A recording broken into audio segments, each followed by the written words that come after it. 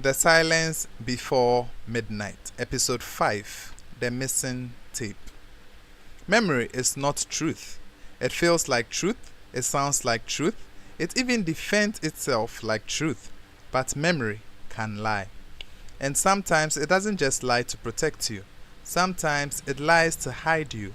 After the third call, after the name, after the photograph that no one else could see, Kojo Bedu stopped asking what was real. But reality was no longer stable. Instead, he began asking a different question, a more dangerous one. If this happened, where is the proof? Because stories can be denied, voices can be questioned, but evidence stands, or at least it's supposed to. The radio station kept recordings of everything, every call, every show, every second. Nothing was ever lost. That was the system, reliable, consistent, untouchable. So that evening, Kojo went looking, not for answers, but for proof. He entered the recording room alone, closed the door behind him, sat in front of the system and pulled up the archives. Episode 1, he played it, music, his voice, normal callers. But the woman, gone. No confession, no trembling voice, no final sentences, just a smooth, uninterrupted broadcast, as if she had never existed.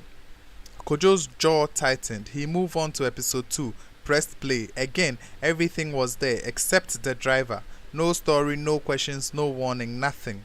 Then he played episode 3, same results. No mention of photograph, no pause, no tension, just him, hosting a normal show. Now, stop and think about that. 3 nights, 3 calls, 3 moments that changed everything. And not a single trace, not even a glitch. It was perfect, too perfect. Because now the problem wasn't missing evidence, the problem was clean evidence. And clean evidence means someone cleaned it. But here's where it gets worse. Kojo knew something about that system, something no one else paid attention to. Every recording had a backup, a raw file, unedited, untouched, stored separately. Impossible to alter without access.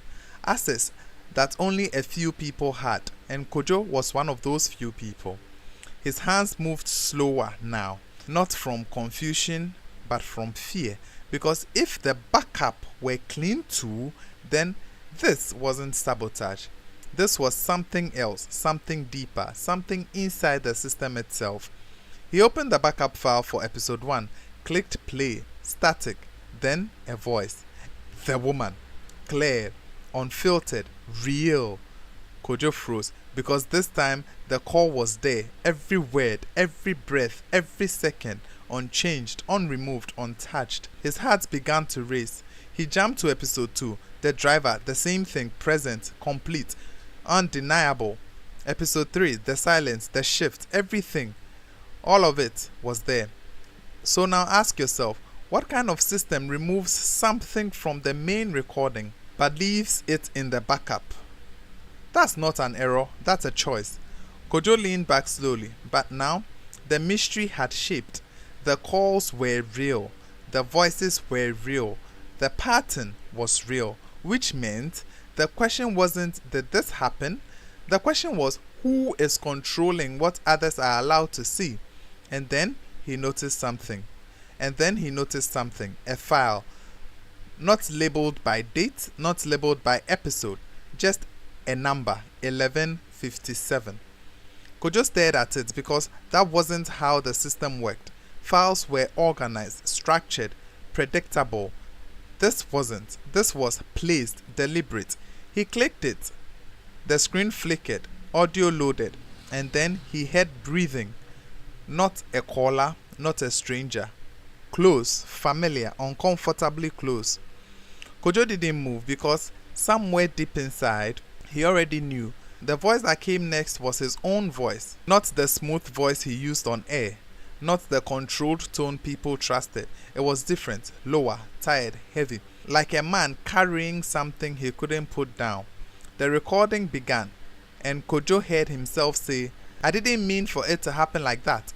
I thought someone else would step in." His chest tightened because these words were the same words, the same excuse, the same pattern, the same silence. And then His voice continued, breaking slightly, just enough to reveal the truth beneath it. I saw him, a pause, then, and I walked away.